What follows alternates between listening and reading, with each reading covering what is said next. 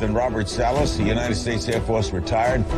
Back in 1967, Bob was a missile launch officer at Malmstrom Air Force Base in Montana. He says a UFO hovered over his nuclear missile site and disabled all the missiles. And so, Carl, here's the million-dollar question. Do you believe that a higher form of non-human intelligence has visited this planet? Right. So non-human intelligence exists. Non-human intelligence has been interacting with humanity. This interaction is not new, and it's been ongoing. And there are unelected people in the government that are aware of that. Roswell, New Mexico is a quiet city of just 26,000 people. The majority of the population are ranchers or military. And so, Carl, that is quite a bold statement. I'm wondering, and I'm curious, how confident are you that that is true?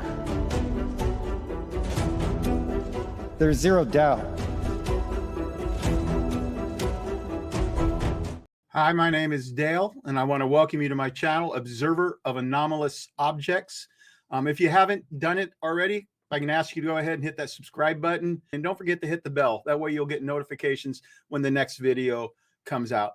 Well, today I'm really excited. I've got Britt Elders with us today, and we're going to have a wonderful podcast. Britt Elders is an investigative author and documentary filmmaker renowned for her extensive research into the UFO phenomena. She has traveled globally, delving into various mystery accounts of extraterrestrial contact.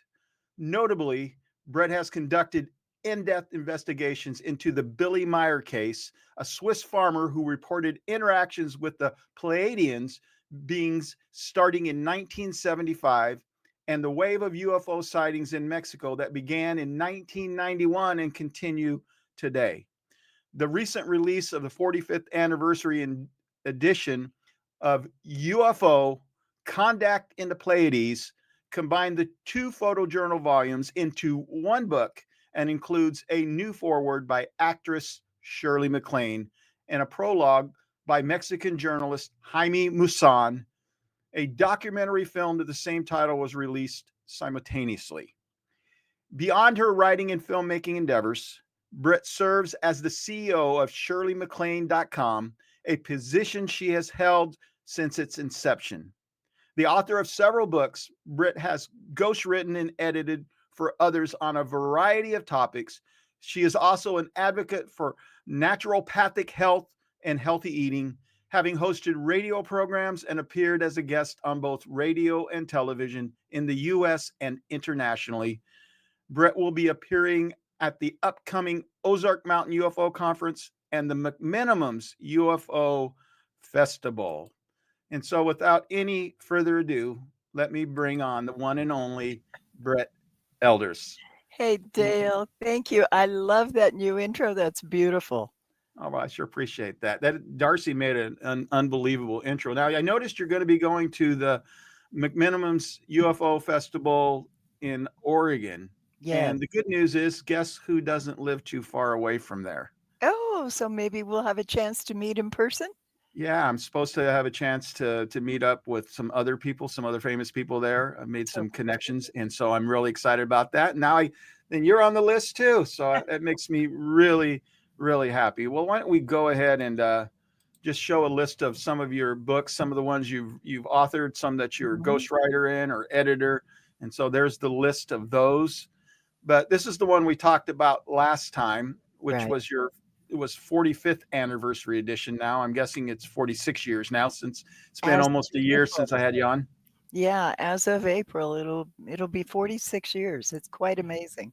Yeah. Well, let me go ahead and show some pictures real quick, and then we'll get into the rest of the podcast. This is the one and only Billy Meier. I'm telling you something. I'd love to get him on the podcast sometime. I don't know if he does podcasts or not. I haven't really seen him doing anything lately, but I'd love to get him on and to get firsthand testimony of the things. I have so many questions for him. But here are some of the things, some of the UFOs that he saw. Just one picture. Here's another one. And so there's several of them. And this one's really good. It looks really amazing. This one as well. And so that's it. Now, the one thing that is kind of interesting is most people complain that the UFO photos that the community are showing, they're just too blurry, they're just too grainy, they're at night, nobody can make out what it is for sure. Right. And then you've got Billy Meier, and he gives these beautiful, perfect looking pictures. And what do they say? Oh, these are too good to be true. Exactly. Well, I have to tell you, that was our initial reaction too. When we first saw them, we went, "Oh no, this had to be Hollywood." It's Mhm. because that was, as we talked about before, that was a time that was very analog. We didn't Yeah, have computers and phones like we have today. And we didn't have Photoshop and all these great programs where you can recreate right. whatever you want today. We didn't have AI. It wasn't even a concept back then. So here these photographs are, and the only ones we knew could duplicate it would be Hollywood. But then we found out what it would take if Hollywood were to try to duplicate them because we tried. And Wow. we actually had a model built by Wally Gentleman, who is a special effects genius. He did Stanley Kubrick's 2001 Space Odyssey Oh, wow. with Coppola, Spielberg. He worked with all of them, and he was known for his miniatures. So he made us a model. We took it to Switzerland. We filmed it in the same locations where Billy filmed his things, and then we brought the film back and we had it digitized and we ran it through the computer processes we went through with Meiers film. Ours was obviously a small model. Billy Meiers was 21 feet in diameter. With his, you could determine how far it was from the camera based on the size of the tree it was next to, or something specific in the foreground and background. With ours, it was quite obvious. It was closer to the camera. I mean, it was something we had to do to see if all of these claims, oh, it's got to be a model, even our thoughts, and it wasn't. I mean, Meyer's photographs held up. Because that's one of the criticisms out there is that they were just models and stuff. So you guys went out there and absolutely debunked that. We And did, and we filmed everything, and it is in the documentary film showing the model, how it was filmed, and then the process it went through afterwards and the differences between the two. We wanted people to know, no, you can't just make a model, toss it up in the air. And a lot of people were saying that it was just something tossed into the air. The problem with that was Meier had movie footage too, not just Mhm. photographs. So he had hundreds of photographs and he had movie footage segments that he was taking on 8 millimeter movie camera. And no, you can't just toss it up there. It's going to come down. We do have gravity. These things were just hovering. They would blink in, they would blink out. There would be cars traveling on roads underneath them. In one, there is a jet fighter, a Swiss Mirage jet fighter, in the same scene as this UFO. It's really quite amazing. So was it there for the UFO or is it just coincidence? No, I don't think it was coincidence because it came in after the UFO was visible. Uh-huh. And it did do a fly around by Okay. it. And So it was we meant. actually took that footage and we had it analyzed as well. You could definitely tell it was a Swiss Mirage. And you could tell that Meyer's craft was completely different. It was Right. unusual, something we didn't have in the skies. Right. Right. So what are some of the other criticisms that maybe Billy got relating to the pictures in the videos? Um, there were too many. He literally had taken hundreds of photographs over a period of just a few years. Nobody He's would see that many flying saucers. Nobody would have that much contact. And Exactly, and that he, claimed to have communications with them that nobody wanted to believe. Of course, this back in 1975, and we had Betty and Barney Hill, and we had Travis Walton in a few cases like that, but that was it. yeah, And then here comes the Meier case. But the Palladians told Billy right away that their whole purpose was to allow him to take photographs, to have this physical evidence that could be analyzed so okay. Now that they could take it then and say, or he could take it and say, it's been analyzed and it is real. yeah. And that's was our job as the investigators. Now, if I remember right, some of the videos and pictures were actually stolen, weren't they? Many of them were. Yeah. Many things around the farm were stolen. When we first met Billy, I'll give you an idea of how So what year was that? backward. This was 1976 when we met him. Oh, so wow, you're like right after this, everything kind of, we'll get into Billy in a minute and when everything first began. But so this is really the crutch of it right here. This is when Yeah. the main stuff began, was 1975, which, like you said, that's also the same year that Travis Walton and the 6 other loggers had their experience in Snowflake, Arizona, or near Snowflake, Arizona anyway. Right. So this was when we met Billy, it was so strange because it was this earthy guy that had all this wild stuff. Mhm. And the first time we were there, he was washing his face in a horse trough. They didn't have indoor plumbing.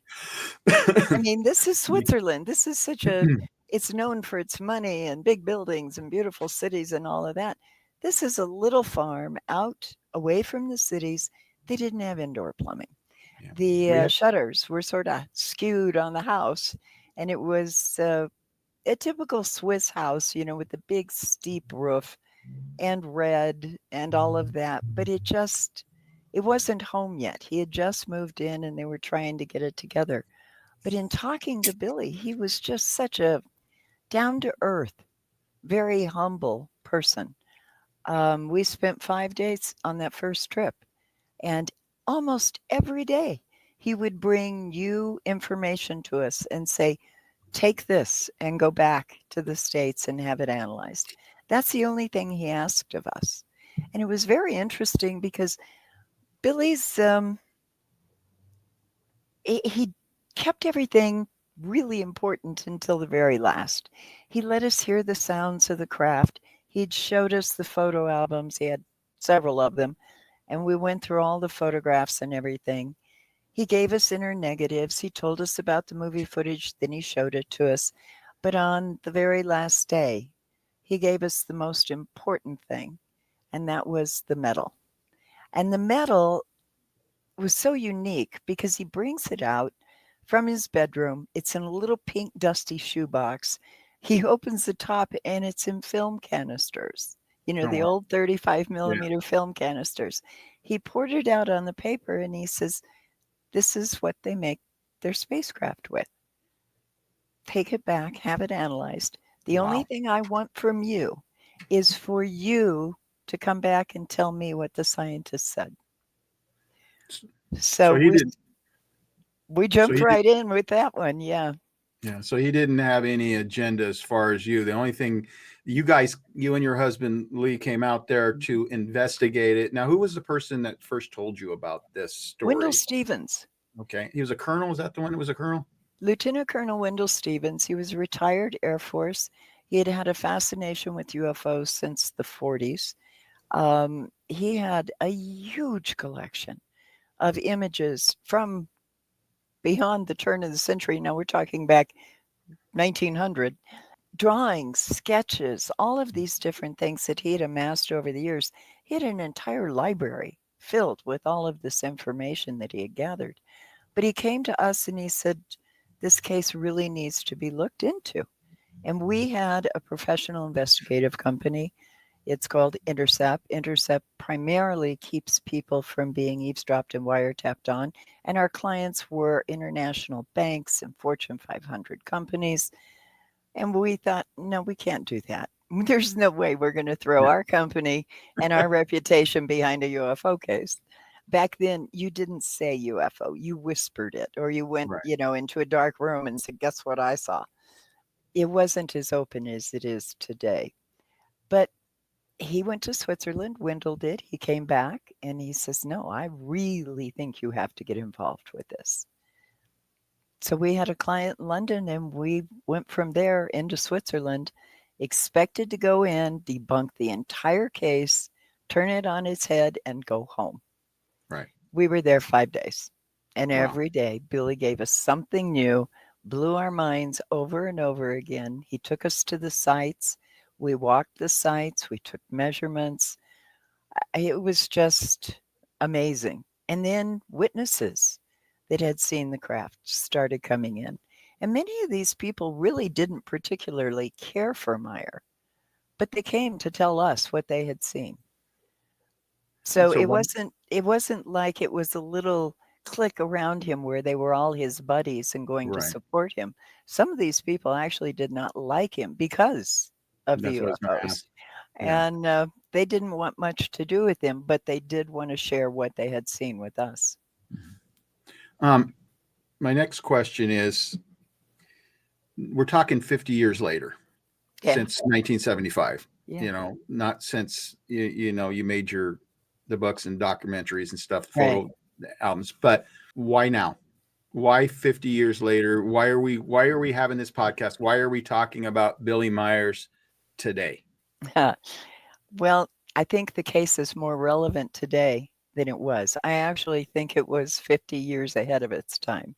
Right. Because back then it was too good to be true. It was so unique, so unusual, had so much evidence, had a contactee talking to Palladian beings face to face in physical form. It was more than many people could handle back then. But the discussions have progressed so far today, and we've had so many other experiences and so many other people come forward. Even the government is beginning to. It makes a difference. People now are ready to look at it with more open eyes and think about it. And the whole point is, I never want to tell anybody, you have to believe this. That's not my job.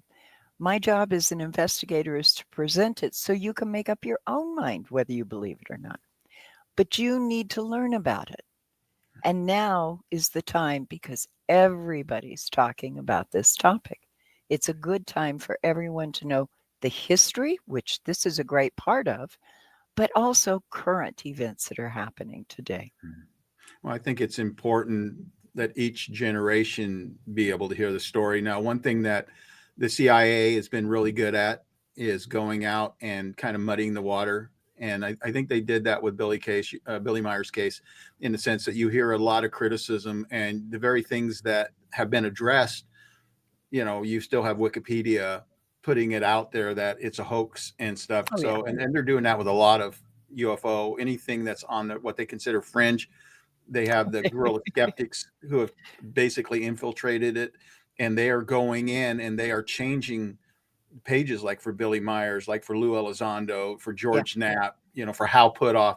They're taking the positive things out and they're replacing them with negative, and they're trying to really erase history. And so I think it's important that this next generation has an opportunity to examine, this story for themselves, because as you said, they didn't steal all the pictures.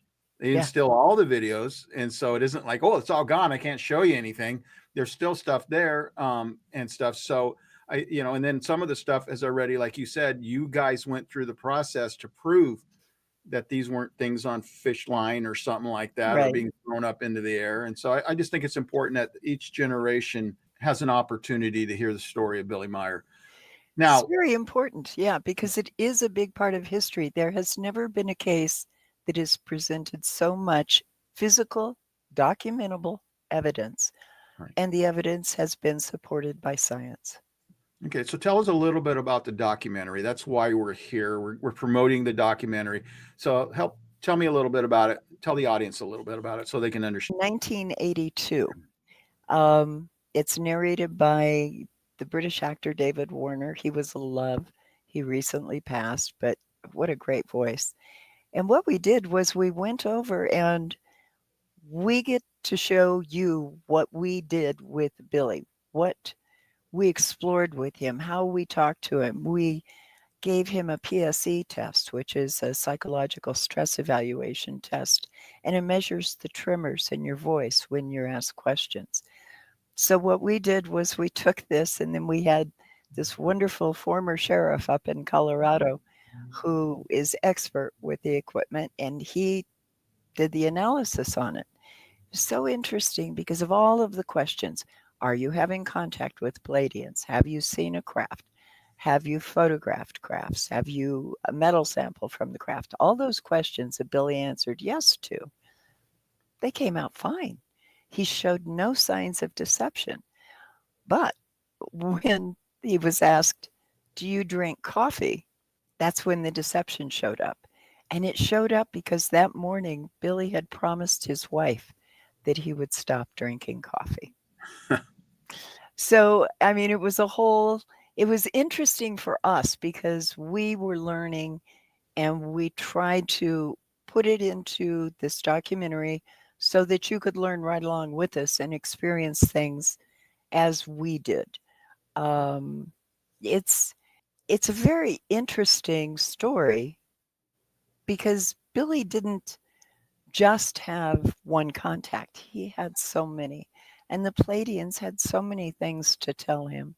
They wanted us to realize we are not the only thinking beings in the universe. They want us to take our proper place in space, but they say we have to balance our spiritual being and our material being, and we have to learn how to do that. They say we have to learn to live with each other. They say they will not interfere with us yet, yet being the operative word. If we got to a point where we were really going to destroy our planet, then they would step in because destruction of the planet, not necessarily destruction of the human race, but destruction of the planet would create a ripple effect throughout the universe. It's up to us to solve our problems, is basically what they were telling us. And we've heard that from so many contactees since then. It's something that we have to work at and get better at. But the documentary was something we just wanted everybody to have a feeling for of what we were experiencing as we were doing the investigation, which took 7 years. Let me go ahead. Let me go ahead and play a clip on that real quick from Okay. the video itself. The first, she told me I shall get the most best pictures of UFOs, what's ever happened on Earth. The second thing, I shall go out to tell the truth to the human on Earth, why they are coming to here, what reason they have, that they are coming to Earth not to harm us, not to make war, not to bring peace. So anyway, you can see the clip. Where can they find this clip at?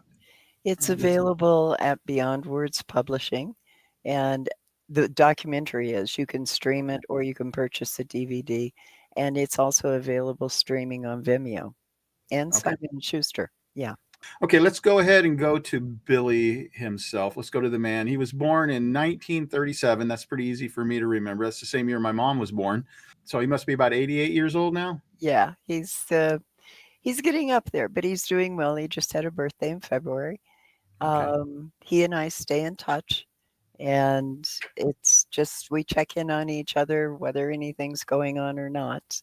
And he's fully aware that the book is out and the documentary is out, and he's thrilled with that Okay. because he also agrees that it's time for the newer, younger people to realize that there are things like this happening and to learn from it. Okay. Now his first alien encounter was at age 5. Is that correct? 5. That's right. He And- was walking with his father. This is back in World War II. That's what I was gonna And he say. looked up and he saw this object in the sky and he asked his father, "What is that?" And his dad said, "That's one of Hitler's crafts," and Oh, wow. just ignored it. And that was it. Well, later, Billy had contact with Svat, the telepathic contact. And then he had other contacts while he was in India as well. The man may only have a 5th grade education, but he's very well traveled and worldly. He's traveled throughout the Middle East, India, Europe, obviously. So he has a common sense, a logic, and a knowledge about him in that respect. As far as education is like we think of it, no, he's 5th grade, 6th grade education, but he's well versed in the world. And when he was in India, he had contact with beings from a universe called the Dahl universe, DAHL. Can And we step back to the age 5. Sure. Let's just take it step by step. Okay. When he was at age 5, it was, how do you pronounce the name? I was thinking like Bath. Svath. Okay, I'm gonna let you pronounce that. Okay. Master's degree, and I still can't master the English language, especially not when we're talking Swiss Palladian, yeah. and stuff. But so he had telepathic communication. So he saw the craft, but with his dad, and then later on, he had like thoughts come to him. Is that how it works? Yes, and then later, after that, after the telepathic communication with Svath, he actually had face-to-face meeting with him. But that was not something that was going to continue throughout his life. Right. Because, and I have to jump ahead here, I'm sorry. But when he had contact with Samyasa in 1975, that connection was monitored for 10 years before it was allowed to take place. And the reason is they wanted to make certain Billy could mentally, emotionally, and physically handle having the contacts with the Palladians. So they monitored him for 10 years before that series of contacts began. So what do you think the initial contact was about at age 5? What was the purpose behind that? I think they tapped into him because of his past life energy. Same reason that they went to him and studied him for the 10 years before they had contact with him in 75.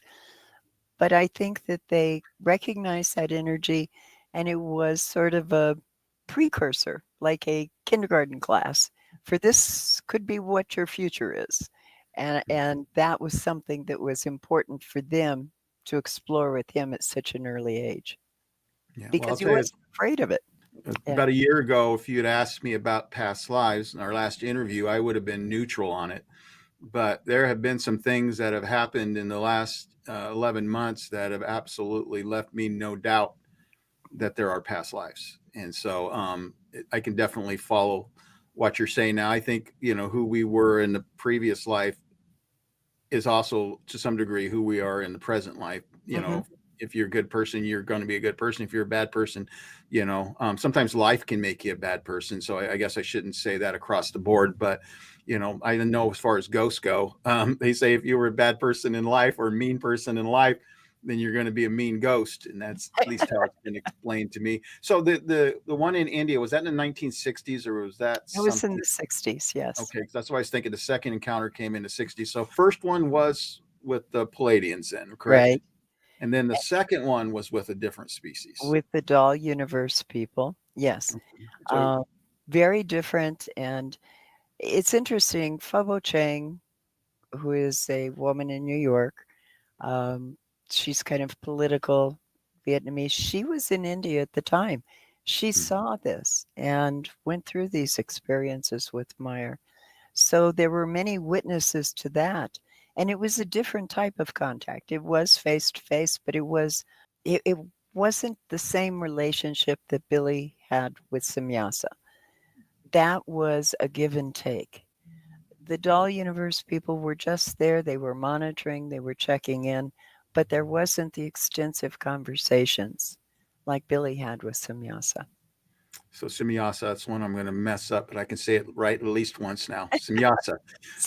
Anyway, so what would be the difference? Why would one alien race, because they're both monitoring, there's no question about it. They're not necessarily interfering, but why would one species want to engage? Is it because of his vibration level but I'm having a hard time understanding why the one will come to him, but doesn't really, the one in India doesn't really dialogue with him. It has an encounter, but that's the end of it, correct? He never has another encounter with them again. Right. And that wasn't their purpose, was to have a dialogue with him.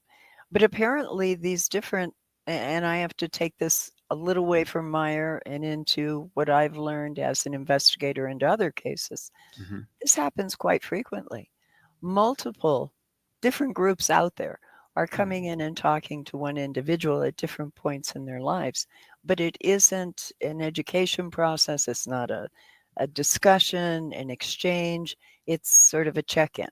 Now, whether or not it has anything to do with past lives, Whether or not it has to do with he's just in the right mindset at that time, I don't know. I really don't know what attracts them at that time. Well, one thing that's for sure about most experiencers is it's usually generational for one, and second of all, it is usually lifetime. And so most experiencers do not have a single incident and stuff. Right. And I mean, there are other possibilities in that as well. I think, there's possibly checking on our DNA. I don't know. I don't know if they've manipulated. I can't prove that they have, but I suspect that there's been some DNA manipulation going on, and maybe they are checking and monitoring. We know that there's the hybrid system going on out there. They're taking sperm, they're taking eggs and stuff like that. And so there's a lot of things that we don't know. I was just trying to figure out why one group locked in on Billy and the other group, they came up for some reason and visited with him, but didn't really have an end game to it. It was just an encounter, just It kind of was an encounter situation. Going back to the thought, though, of why they're doing it, the Pleiadians told Meier that our ancestors are their ancestors. Yeah, that's what I wanted to get to. And so they talk about seeding this planet, but not just the Pleiadians. Other groups from out there as well seeded this planet. So we're carrying their DNAs, and they look at us as their little brothers and sisters. Now, these are species that are like us. So the ones that came in India, were they humanoid like us too? Because I know the Plagiaran or the Pleiadians are basically us, but about 3,500 years more advanced than we are. Is that correct? That's true. That's true. But the Lyrians came, and that was the dark skin race. And each one's different places on the planet have affinities to different extraterrestrial groups. They help seed those cultures. But yeah, it's just interesting because a lot of them don't look like humans. They're humanoid in the sense they got arms and legs, but in Billy's case, and some people talk about future humans and stuff like that, but this wouldn't be future humans. This would simply be, non-Earth humans that have evolved, and they're beyond us, at least 3,500 years more advanced than we are. And there may be some other species that are even more advanced than that. So we talked about how they communicated with him. They did it through telepathy. Was it always through telepathy? No, they had voice communication too. So they could use their voices just like you and I are talking to each other as well. And so was the first one maybe because they were a distance away and the voice couldn't reach it, so they'd use telepathy maybe in the first. I think it was calming. I think it was calming, getting him accustomed to it. Because when he met Samyasa, their initial dialogue was vocal between the two of them. And for the few words that she didn't understand, because they have the gift of learning a language in like 2 weeks. And that's any language, past, present. Doesn't matter where you're at. But if she didn't understand something, she had a translator that could translate it for her. But their entire first hour and 15 minutes together was a dialogue, vocal dialogue. Okay, well, everybody's going to be wondering this. Did Billy have a crush on Semiosi? All the time that I spent with Meier, and Lee and I were at the farmhouse for well over a year during that 7-year investigation. It was not. He treated the discussions about her the same as he treated discussions about me or about any other female around him. I don't think it was a crush, but I know there was tremendous admiration. Not just because she came from the Pleiades and was having a conversation with him, but because of what she was telling him. And it was something that resonated within him. And this, I think, does go back to past lives, especially the part about creation and the spirit and getting to know yourself on a really pure, deep level, which can be painful, can be frustrating, can be irritating, but is necessary to know who you are and develop yourself as a human that way. And those things meant a lot to him, and they really resonated with him. Well, the consciousness is the big word today, and that's where all the studies are going. Bigelow and others are really Ballet And I think, and I told somebody this the other day, I said, the reason why, especially with Bigelow, he's shifted away from UFOs and gone more towards consciousness now. And I think the closer you get to death, the more you want to know what happens after death. And so consciousness, and I personally wonder if what we call consciousness today could be just simply spirit and spirit world and spirit connection or something like that, and call it a spiritual internet. I don't know exactly how to label it. I'm not putting it in a box in any way, shape, or form, but I wonder if it has something to do with that. Now, my question for you is, were Billy's parents open to him, to UFOs and stuff like that, or were they closed on that? Very close. His entire family was. Okay. His brother, none of his family wanted anything to do with it. And, So did he tell him at age 5? He did. He tried to, but they just brushed him off. You just Yeah, kid imagination. yeah. Don't play ball. Yeah, Having we wild saw the imagination. biggest guy. Yeah, big deal. No, So they wouldn't listen to it at all. no. It's kind of a question came up a little bit, but I don't know how many people there were in the world back in 1975. I'm assuming somewhere between 5 and 6 billion people. Yeah. And so of all the people in the world, and we kind of started on this one, but let's just narrow it down. If there's like 5-6 billion people on the planet, why Billy Meier? Of all the different people they could have talked to, I mean, there are kings, there's presidents, there's doctors, there's lawyers. Instead, they go to this farmer with a 5th grade education on a Swiss farm. Why him of all the people they could have gone to? Okay. First of all, the Palladians said they attempted to make contact with others. Okay. But while they monitored them, they found out that those people would have been frightened, or they would have had too much stress put on their lives that they wouldn't have been able to handle had they had this type of contact. Meier was already aware of it. He was fine with it. It didn't bother him. He was already curious, and he has an insatiable curiosity. So that was good for them. But also, I go back to that past life thing, and they told him. They recognized his energy, and that's why they were connected with him, and he was open to it.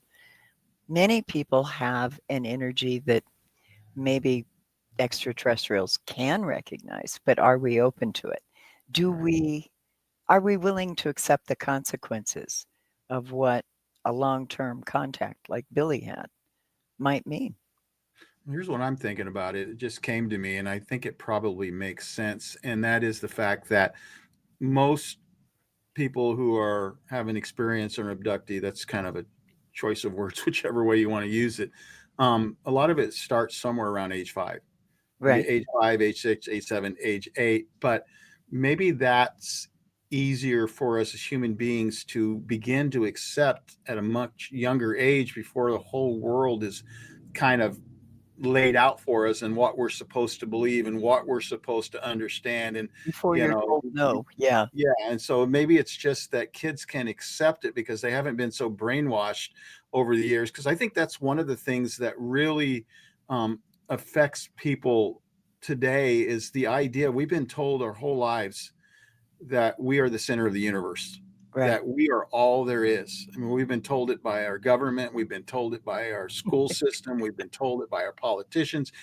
Every area you look at, we've been told that we're it. We're the alpha species. We're the top of the food chain. And then all of a sudden, we find out that there are other species out there. Right. And whether God created them or not, it really doesn't matter. And it doesn't matter whether people keep saying they can't get here. Well, they're here. So that answer, that argument is mute. They are here and stuff. And I'm going to share something with you. I don't normally do this on my podcast, but I've started doing it more often. My goal is always to focus on the guest. But in the last few months, I've come out with my own experiences. And I want to address those people that are skeptical, that when experiencers come out like Billy Meier or others come out and share their story, I understand that some of these things are really difficult to accept. And I'll be honest with you, if some of the things, if it hadn't happened to me, and I heard somebody telling the same story that I've told, Yeah. I probably wouldn't believe them, or at least I'd have questions and stuff. And so sometimes, you know, the only way you can believe is to see it for yourself. And so I'm going to say this, be patient with experiencers. I know there's charlatans out there. I know there are people that are looking for their 15 minutes of fame. I know there are people out there that got mental illness, but there's a lot of normal, average people who are scared to death to tell their story because they're afraid people are going to stigmatize them, and they're going to be labeled as crazy. And I'm going to challenge you. Maybe something hasn't happened to you today, but don't be surprised if it doesn't happen. And when it does happen, you're going to understand fully what experiencers are talking about. And all of a sudden, what seemed like fairy tales, what seemed like absolute crazy Twilight Zone stuff, is all of a sudden going to be right in your face, and it's going to be as real can get. And so let me encourage you to go ahead and just give experiencers a break. You don't necessarily have to believe everyone's story, but at least listen to the story and listen and see if there's some ring of truth to it. That's the key. And Dale, thank you for doing that, because you have to listen in order to learn. Right. And no matter who is telling the story, you're going to resonate with it or you're not.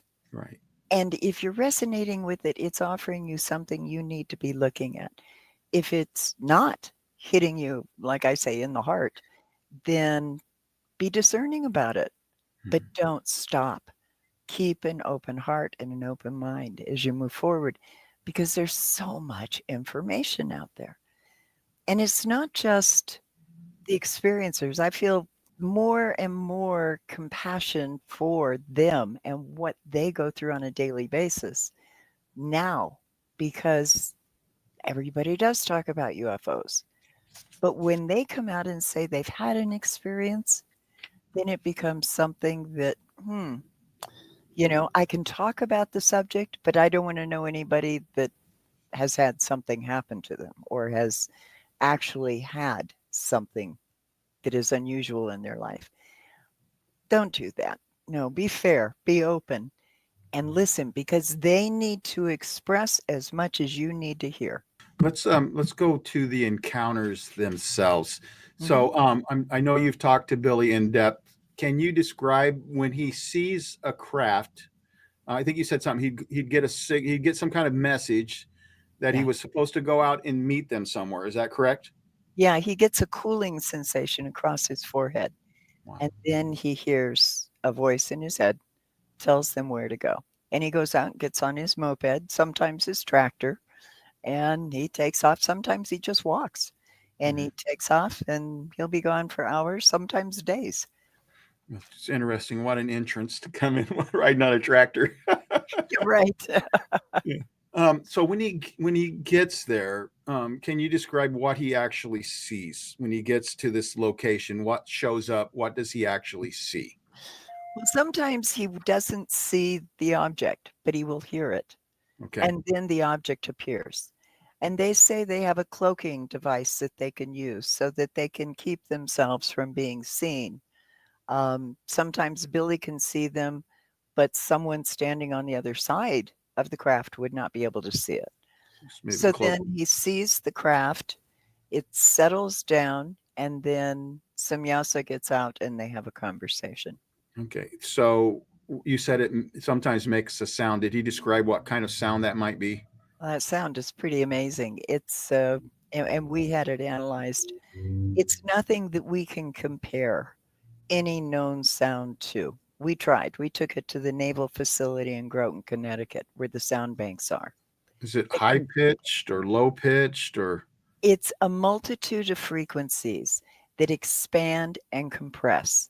Okay. But we were working with Steve Ambrose, who was Stevie Wonder's sound engineer. Right. And he said, if I had a room full of synthesizers, I could not duplicate this. So was it because of the way it goes back and forth? Okay. So could humming possibly, or is it completely different than that? Very different. Because that's a common one that people sometimes report too. That's why I was wondering. If you want to edit a little clip in, I'll send you an audio clip. Okay. We'll definitely add that to it so people will understand what it sounds like. Because my sister, looking outside of the duplex we lived at in Coachella, what got her attention before she looked up was a low humming sound. And when she looked up, the stars were blotted out by a craft up there. But Oh, wow. the initial thing that caught her attention was the noise. Now, sometimes we know they're absolutely quiet. Now, did Billy go into any of the craft and Yes. go anywhere with them? Yes. He claims that he took several trips with him. One of them was to Jupiter. And before we had launched Voyager, before Voyager was around Jupiter and all of that, he already had contact notes that he had come back and written up talking about the moon of fire and the moon of ice. Wow. Around Jupiter, and he was counting the moons. And when they first came out and said, "Oh, there's 9, oh, there's 13," it kept going up, and he kept saying, "More, more, the tiny little moons, more, more." So he had this knowledge, this information before Voyager got out there. Well, don't quote me on this, but I think Ingo Swann was the one who remote viewed Jupiter before Voyager got there and said there was a ring around it. Yeah. And when they got back, it just proved to be true. So there's another example of how Jupiter came into play as far as this kind of stuff. Did he ever describe what the inside of the crafts looked like? Was there anything that looked conventional that would look like it was from our time, or was it all space age? Control panels, anything like that? Because most of their controls are telepathic. Right. It's all thought generated. You know what? That is so profound you say that, because Jake Barber came out with psionics. Yeah. And I'd heard some things, I'll just leave it at that, about being able to fly these crafts with your mind. I had 2 people say it that don't know each other. And then I heard Jake Barber talk about psionics, and my mind was absolutely blown. And so it sounds like Billy's describing the same thing. It's you control the craft with your mind. 50 years ago, he was talking about this. Wow. And now psionics is like brand new. Yeah. And so they're doing it. It's kind of like Bob Lazar. I mean, people can either believe him or not believe him. And I'm not asking people to believe him. I tend to believe him. There's just so many things that he said, even though I know his educational, some things he said about his education are questionable, but there's just a lot of things that he said back then that are proven true today. And either he just had a great imagination of what the future would bring, or he actually saw what he said he saw. Right. And so much of it seems to, match up with what he said. And that's why I'm saying we're so quick to villainize people. We're so quick, it doesn't matter who you are today. If you come out, you can guarantee, and Lou Elizondo is a perfect example of that. It doesn't matter how sincere you are. It doesn't matter how good of a person you are. If you don't do what certain people want you to do the way they want you to do it, then you're going to be labeled a fraud. They're going to call you a disinformation agent and stuff like that. And it's like, let's just pause, everybody, and understand that we're on the same team. Right. And let's learn to work together. Let's learn. Wouldn't that be wonderful? Yeah. Okay. Here's the big question. Oh. The big question. I think I know the answer, but I'm going to ask it anyway. Mm-hmm. Were these events where he was in the craft, were these abductions? No. And so why or why not? Why not? Because he went willingly with them. Right. There's a difference between an abduction and a contact. And with the abductees that I've worked with, many of them, after lengthy conversations, have come to realize they approached the craft. They're the ones that went, "Oh my God, what is that thing? I want to know more." They opened themselves to that. That is no longer an abduction, because they willingly walked to it to say, "What are you?" That's a contact. And I think we need to sort of separate. We did way back in the 70s. We called Billy Meier a contactee. He was not an abductee. Right. He willingly had these discussions. We called the case an IFO case, not a UFO case. Mm-hmm. It was an identified flying object. That was the Palladian craft that they called the beam ship. So we were using these terms. And there are many people out there having experiences that don't need to be labeled abduction, because number one, they're not fear-oriented, they're curiosity-oriented. And those individuals that move towards a craft and say, "Oh my gosh, what are you? I want to know more," They're saying, tell me. And that's exactly what happens. Yeah. So do you think that there are people that have been abducted against Yes, their I will? do. I Okay. do. I'm going to make sure we get clarified, because I'm with you in 100%. In my experiences, that there is some trauma, but I don't believe it has to do with the aliens. I Right. think it has to do with humans. I absolutely believe it. I have this reoccurring dream I've had for years, and it has pain. Oh. And I, used to wonder what it was, but the more I learned, the more I study, the more I research, the more it's being revealed. I think it was bad actor humans that had something to do with it. Oh. I think, the stuff that I know, the stuff that I remember, the stuff that come back to me, the stuff from hypnosis, it has all been very, very positive. In fact, in one incident, I'd been hypnotized on a Saturday, and Saturday night I was working on being able to visualize the duplex that I lived in, and I was able to finally be able to do that. And I was walking past the duplex, and I knew from the picture that there was a field on the other side. I remember playing in that field as a kid. And so when I got to the field, without any forethought at all, and without thinking about it, all of a sudden I just started going up in the air. I mean, I just started just rising, and I'm in awe, because I don't know what's going on. I'm completely out of control. Either a memory kicked in or something, but I'm going up, and I go up and up and up, and I'm looking down at the roofs. I'm looking at the countryside, and then all of a sudden I'm on a craft. And so when I tell people that story, their natural reaction is, "Oh, that must have been scary. That must have been terrifying." And I'm like, no. And Steve Neal did my story on Breaking the Silence channel. I don't know if you know him or not. No, I but don't. He did my story recently, and he also had the same experience, and he called it his Peter Pan experience. Peter Pan, flying through the air, and it's like. And then there was also Peter Robbins' sister, Helen Wheels. She had a very similar. I mean, I'm just blown away when I heard her story, and then I found out about Steve's story. We all basically had the same experience in the 1960s, where we went up into the air. Mine was during the day. I think that Helen's was as well. I'm not sure about Steve's. It might have been at night, but all three of us have the same attitude about it. It was not scary. There was no anxiety.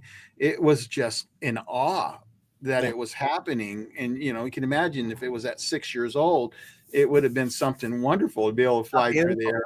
But I was never scared. But the funny thing is, human nature is, when you talk about something like this, we're ingrained, because of Hollywood movies, that this has to be scary. And it doesn't matter how many times I tell them it wasn't scary. If I tell the story and I say it wasn't scary, they always come back, "Oh, that must have been terrifying." Yeah, always. They're not listening to me. Number one, it's the unknown. It's unknown to them, so it's scary to them, whoever you're telling it to. Number two, the Hollywood aspect of, we're going to have War with the Worlds all over again. But number three, and this, I hope our government sort of takes a different angle on things, because our government is guilty of making us afraid of this, and especially watching the hearings and what was going on with those. I was so disappointed, because there's so much good information out there that doesn't have to scare the hell out of people. But that's what they were doing. They were telling people to be very afraid. We don't need the government to tell us what to believe, number one. Number two, we have our own brains, our own discernment, our own hearts. We can make those decisions for ourselves. And I think we do that through learning, through hearing people like you and your experience, all of the other experiencers out there. The abductees, they have a story. Let them tell it. The experiencers, the contactees, even those just getting telepathic information. There is value in that, but you have to be willing to look. If you're willing to look, you're willing to learn. Okay. Well, now, there's one thing I think that's probably going to confuse some people, and I think you can clarify it for us. The Plejorans versus the Pleiadians. What's the difference? Basically nothing, but here it is. When we met with Billy, the very first time, we said, "Where are these beings from?" And he said, "They are from the star cluster of the Pleiades." So we're talking about the 7 stars that the ancient Greeks called the Pleiades. They Yeah. were the visible stars in this star system, correct? Yes. Yes, they're in Taurus. Orion's belt chases them across the sky every night. So when you look up, you'll see this dazzling little grouping of stars. You can only see 6 with the naked eye, but there Okay. are 7 main stars there. So he told us Pleiadian is what they are. So that's what we've stuck with. Later, they defined for him their planet is Era that they live on, and they call themselves Playaran. Okay. So that's it. But So not he told us Plajoran, Playaran. Playaran. See, I'm really good at Swiss. Oh boy, well, their words are something. But Yeah. to me, it's it's a name. It's the same thing. They're from the Pleiades. They have a planet called Era that rotates around Taygeta, the sun. They call themselves Pleiadians. That's what we were told in 75. So that's why we still use it. They since have explained to Billy that they call themselves Playaran. Okay. All right. That would help people to be able to understand. Right. And we've talked about it. So the Pleiadians are like us. And so in what ways are they like us and what ways are they not like us? Their vibration is different than ours. Okay. They vibrate at a much higher frequency. Okay, now To let's point, just let's define that real quick to make sure that people understand. The vibration level has to do in some degree what we might call on Earth morality, like love and stuff like that. Is that correct? That the more love partially, and the more yeah, grace and then the higher your frequency is, which is why we need to evolve as a people and get it's away about from war and violence and hatred and prejudice and all that, because that just gives us a lower vibration. And so if for some people that maybe have a trouble with vibration, think of being better people. I won't even use the word moral because that's such a controversial word. Let's just and say be judgmental. better human Be beings. better. Yeah. Yes. Very, very true. But their actual frequency of their cells is Right. different as well. Okay. To the point that they can only stand to be around most Earth humans for a couple of hours because they say we have auric stench. Our aura, our energy actually stinks to them, makes them nauseous. Is that because of our bad side? It's because we are angry and frustrated and want to fight somebody. And yeah, all of that stuff, that envy, that greed, all of that stuff gets rolled up into us. Sometimes we don't even recognize it.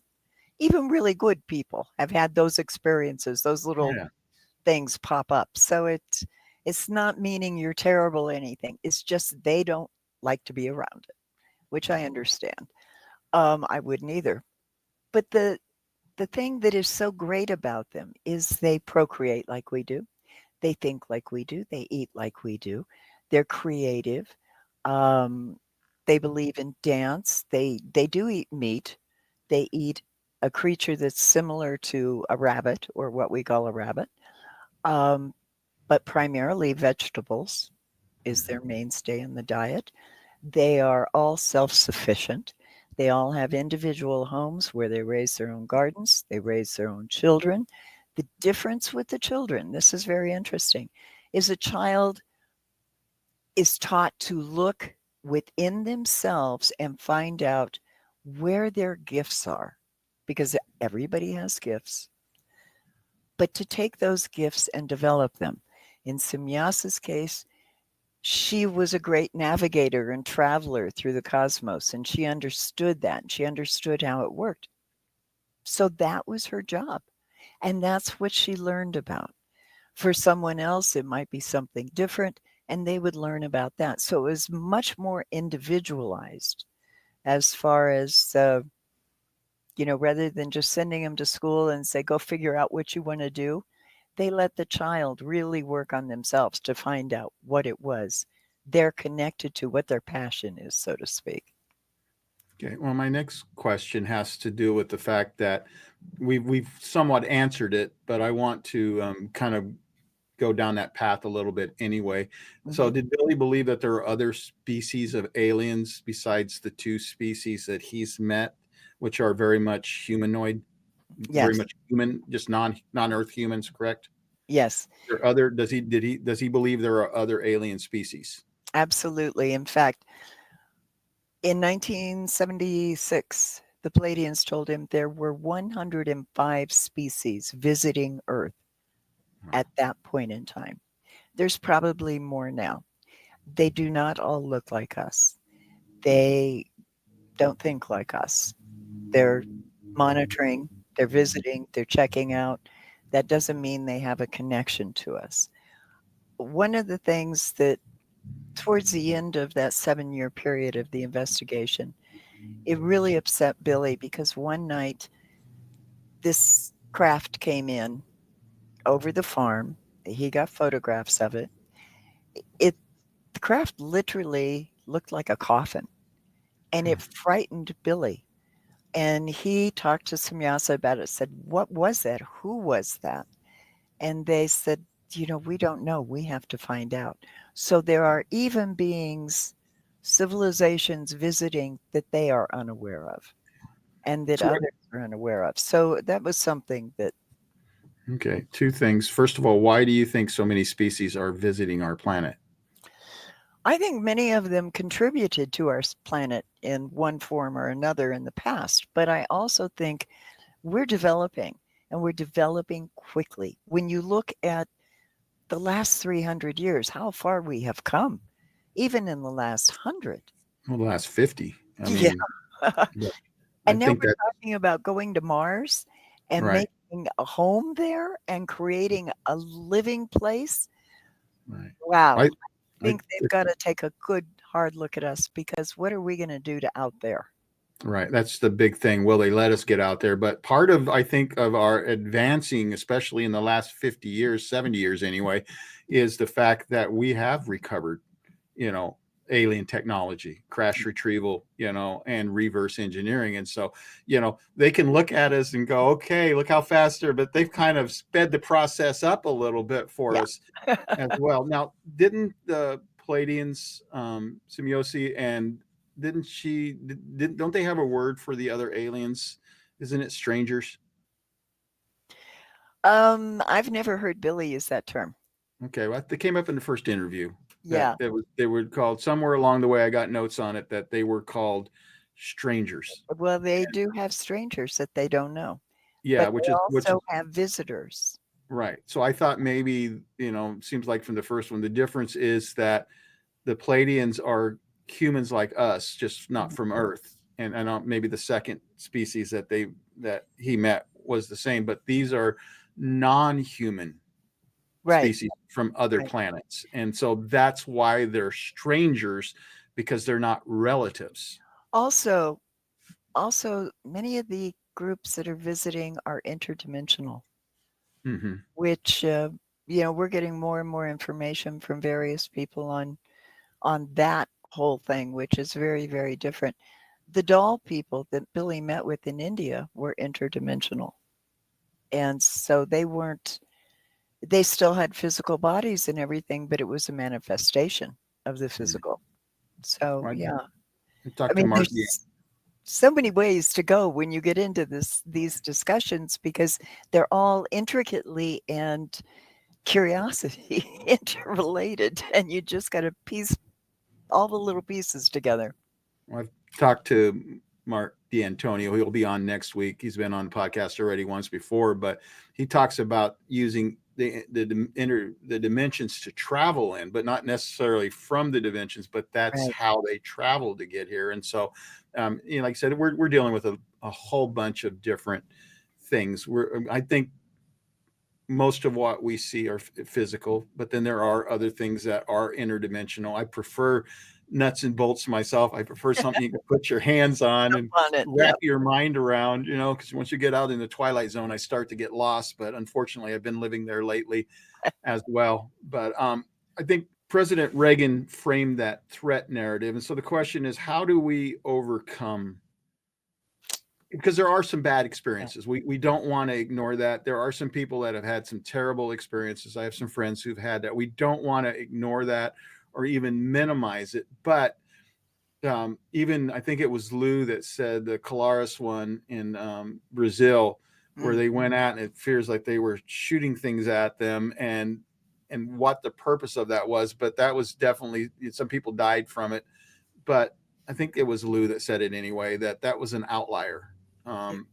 Which means it's just one thing that doesn't fit everything else. Right. And that's the experience that I have. There are some of my friends that are outliers, but the majority of people I talk to have a whole different view. And I understand we don't want to put all of our eggs in one basket when there are other people, but the narrative that we're getting from Independence Day, that we're getting from President Reagan when he spoke to the United Nations, we talk of War of the Worlds and stuff like that, is that they're here to take our planet. They're here to kill us.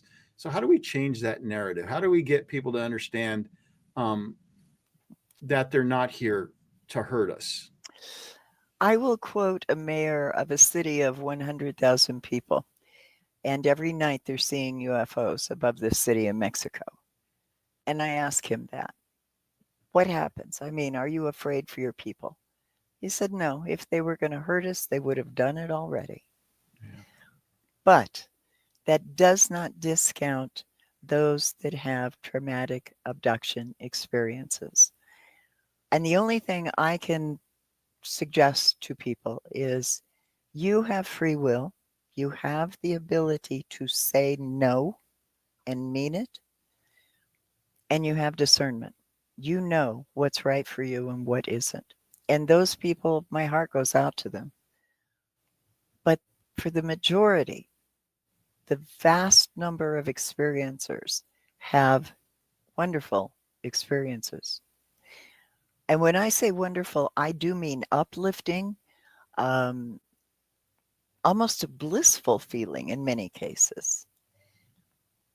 And I realize that's hard for someone that hasn't had an experience or even sometimes seen a craft to understand.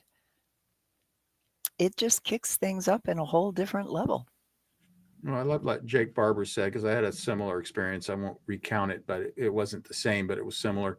But when he talked about when he was hauling the 8-gon, how this sense of emotions just, I mean, literally made him cry. They were so strong.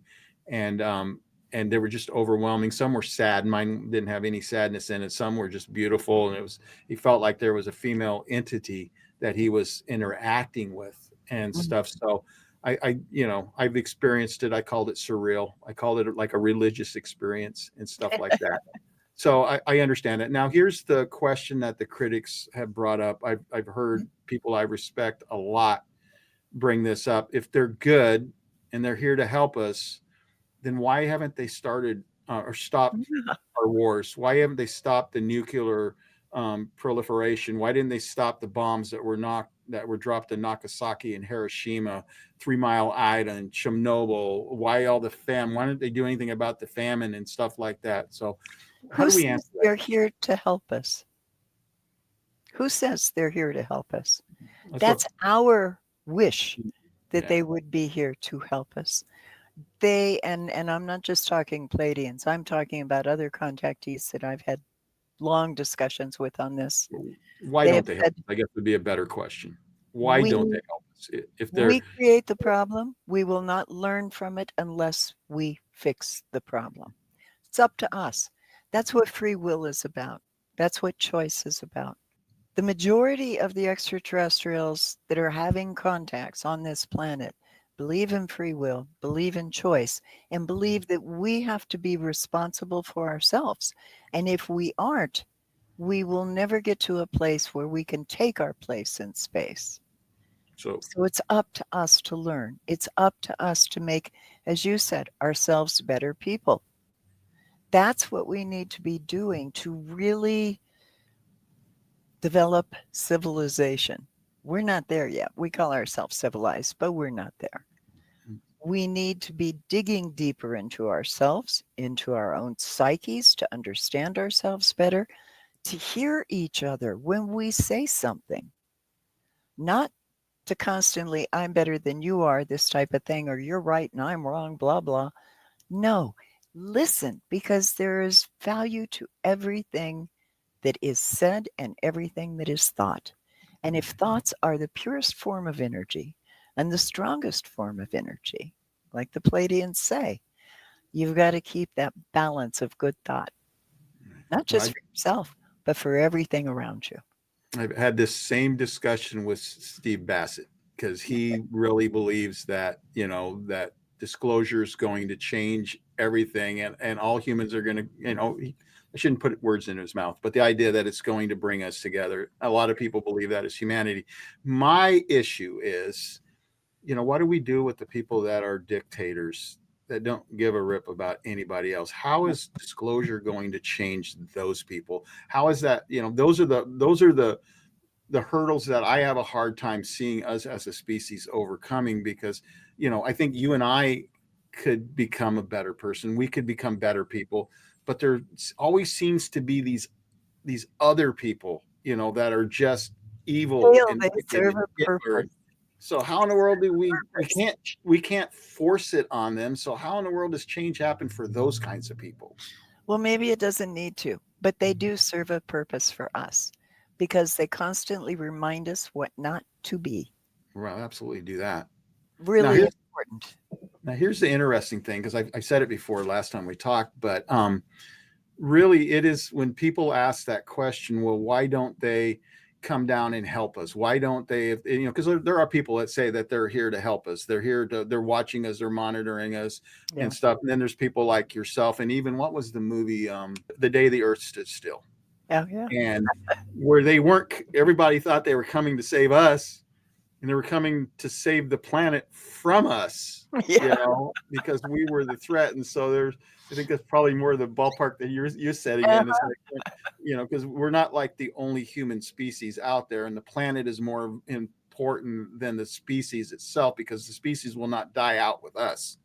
They just don't want the planet to die out. But it's really the same argument that people throw against God. And I'm not saying you have to believe the same God that I believe in or that others believe in, but the idea that there is a creator, I think, is a very rational and logical thing. But that is the argument. If there is a God, if the God is good, if God is caring, why doesn't he stop these wars? I've heard that over and over again. So when I hear the argument, at the aliens, it's like, this is a retreaded argument. I've already heard it. And stuff like that. In fact, I'm hesitant to say this story, but I'm going to say it anyway. I was golfing on Sunday, and my friend's wife heard a song it was a country song. Some of you may recognize it. It's about a little boy that was being abused by his stepdad. And so he goes to his pastor and he starts asking him about what heaven is like. Later, the stepdad beats the son so bad that he's in critical condition in the hospital. I'm not sure if he died or not, but when she heard the song, and I know she's heard it before, I don't know why it hit her that way that day, but she came out just bawling, and she was so hurt by this little boy being abused. And she was like, why? And then she eventually came after me on it. And it's like, why would God allow this? Why would God allow this? And I was like, I don't know. Why would God allow my sister to lose both of her legs and have a horrible life of existence for the last 5 years of her life? Why do those things happen? I don't have an answer for that. And she would not let it go. She was like, how can you serve God? And I go, well, first of all, I like helping people. I like helping people overcome some of the struggles in their life. I like being there for people at their worst moments. But, it's just the thing that people do. And when they see hardship and they see struggle and they see pain, and her questions were legitimate, it was just maybe the way that she directed them and took them out on me that I didn't appreciate. Because, just because I'm a pastor doesn't mean I have all the answers. It doesn't mean that I can tell you why certain things go on. There's a word for that. It's called theodicy. It's a theological word. It means, why is there pain and suffering? Why does God allow pain and suffering in the world? And theologians have been trying to answer that question for hundreds and hundreds of years, and nobody can. Nobody can. And so it's like, it's just crazy, because it really is a recycled argument. But anything we look to as being greater than ourselves, whether it's creation, whether it's extraterrestrial, whether it's even some people, you wonder, why are they allowing that to happen? Maybe we need to shift the discussion There you and go. take it internal. Exactly. Yeah. Exactly. Because that was my thing about it. You can sit there and get mad at me and get mad at God and everything else. But, what I could have easily have said was, well, what are you doing about it? Are you working at a shelter where battered women can go to and get help? Are you providing finances so that these women can leave these abusive men and not worry about starving to death or being on the street, not having food for their kids to eat? Because that's the one thing. It's so easy to shake your fist at God. It's so easy to shake your fist at the aliens when maybe we're the ones Yeah. who Do are a little supposed to here. take a look inside and say, well, what can I do about it? Instead of getting mad and angry and getting frustrated with it, try to figure out a way to make it better. Try to figure out a way to stop it, to create an environment where these people can get help instead of just raising your fist and screaming into the wind, Right. and do something about it. Now, let me, we're getting close to the end of the podcast. I know you've been sick, so I'm not going to keep you too much longer, but how do you think contact or disclosure will change the world? What do you expect the day that they finally, whether it be the Palladians or some other species that does it first, or whether our government finally comes out and admits what's obvious, and that's that we're not alone in the universe? Yeah. How do you think that will impact humanity? Well, I think we have a problem now because of AI. Because how are we going to know it's real? Whatever it is, the contact, the disclosure, because AI could trick us into believing something is real when it's not.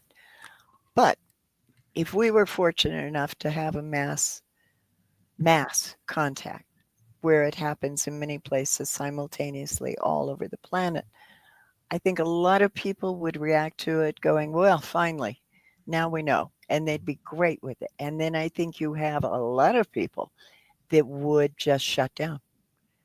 Oh, they're here. What do I do? Are they taking care of us? What are our financial institutions going to do if that Yeah, happens? that's exactly the panic. Everything goes into all of the aspects that you tie into physically. And that's a big deal, because really what we should be saying is, oh God, what can we share? What can we learn from each other? How can we explore things? But I don't think that that's going to happen. I think we're going to take the attitude we've always taken. It's something greater than me. And that's something we have to realize is not true. More They're advanced. just more technical Right. than we are, but that does not make them better. Just like any other human, doesn't make them better. Right. Well, what worries me some is that we are so tribal. Yeah. We're tribal with our races. We're tribal with our ethnic groups, and so I've thought about it, and I don't personally think that even most of us experiencers are ready for what it will look like, because it's one thing to have it in your mind, and Yeah. it's another thing when it becomes reality. But then I thought about what when they already walk among us, but we don't recognize them.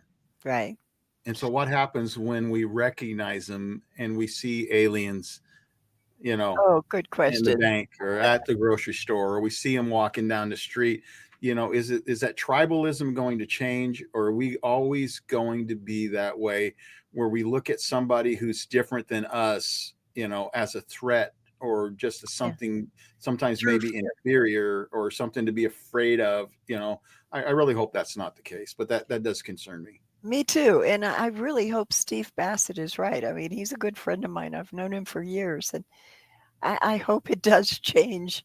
Something goes click in our brains and in our hearts, and we go, wow, this is great. I'm not too sure that's going to happen. I think it's going to be because, first of all, we are such a polarized world. I think it'll be kind of a 50-50 split. There'll be those going, yay, finally, and those going, oh my God, what happens now? And you just, I don't know. I guess everyone has different lessons from this life, and maybe one side has one and another has another, but I hope we do have more information coming out to the public in a less fear-oriented way.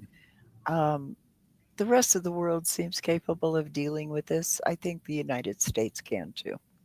Well, I think you're right. I think there'll be mass panic. I think the stock markets and stuff Yeah. will be shut down. I think there will be a lot of people that are going to be hoarding food, but I think like everything else, we will adapt. Yeah. We will get used to it. It's a new reality. Let me tell you something. That's something that every experiencer has to go through. That's right. You Maybe live, you that's learn. why more are happening, Right. in the last 15 years. More and more experiencers. And the fact that you can say, this is what happened to me, and be okay with it and not be so judged. Right. I mean, this whole thing about someone's going to judge me because I had something happen or I saw something. No, we're getting over that, and that's moving quickly. So hopefully that will end where that Yeah. judgment aspect can take all of that fear away. Absolutely. Anyway, that's the perfect way to end the podcast. I want to thank you, Brett, for being on. Thank you. It's great. I just want to remind everyone that's watching the podcast, if you enjoy it, and I sure hope you did. I thought Brett was an amazing guest, but let me just remind you one more time. If you haven't done it, go ahead and hit that subscribe button. If you'll do me a favor, hit the share button, and then also hit the bell. That way you'll get notifications when my next video is coming out. Next week, I'll be having an interview with Mark D'Antonio, and I'm really looking forward to that one as well. Anyway, you have a great day, and sure appreciate you for watching the podcast.